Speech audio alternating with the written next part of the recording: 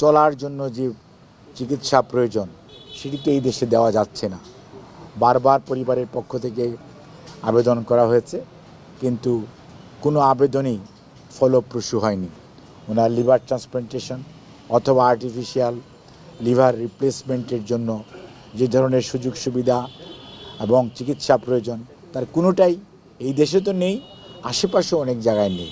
ওনার অনেক অসুস্থতা আছে, ক্রনিক লিভার ডিজিজ আছে, ক্রনিক কিডনি ডিজিজ আছে, ওনার হার্টের মধ্যে রিং পরানো হয়েছে এবং ওনার আরও বেশ কিছু জটিলতা আছে যেগুলো অনেক দিন যাবত আপনারা জানেন।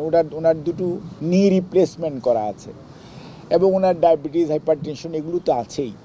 কাজে এই অবস্থার মধ্যে এখন সবচেয়ে বেশি যেটি ওনাকে কষ্ট দিচ্ছে, ওনাকে একটা আশঙ্কাজনক অবস্থায় মাঝে মাঝে নিয়ে যাচ্ছে, সেটি হচ্ছে chronic liver disease. Chronic liver disease থেকে স্বল্প সময়ের জন্য একটু ভালো থাকার জন্য টিপস করা হয়েছে। টিপস একটা পদ্ধতি যেটার মাধ্যমে পোর্টাল হাইপারটেনশনটা কমানো হয়েছে যাতে উনি একটু সুস্থ বোধ করেন, এবং এটি করাই হয় যাতে মানুষ লিভার ট্রান্সপ্লান্ট করার জন্য ওইসব দেশে যেতে পারে, সুযোগ গ্রহণ করতে পারে।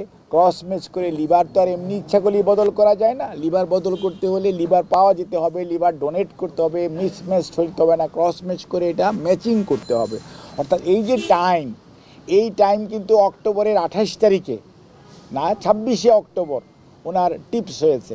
আজকে দেখেন বাই দিস টাইম কিন্তু 6 মাস চলে গেছে, 6 মাস চলে গেছে। কাজেই এখন যত দ্রুত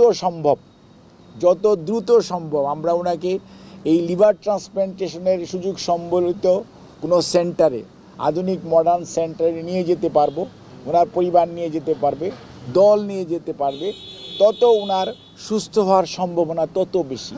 কাজেই এখন নির্ভর করছে কত দ্রুত ওনার সুচিকিৎসার জন্য দেশের বাইরে নিয়ে যাওয়া যায়, তার উপরে নির্ভর করছে আগামী দিনে দেশনেত্রীর স্বাস্থ্য এবং ভবিষ্যৎ।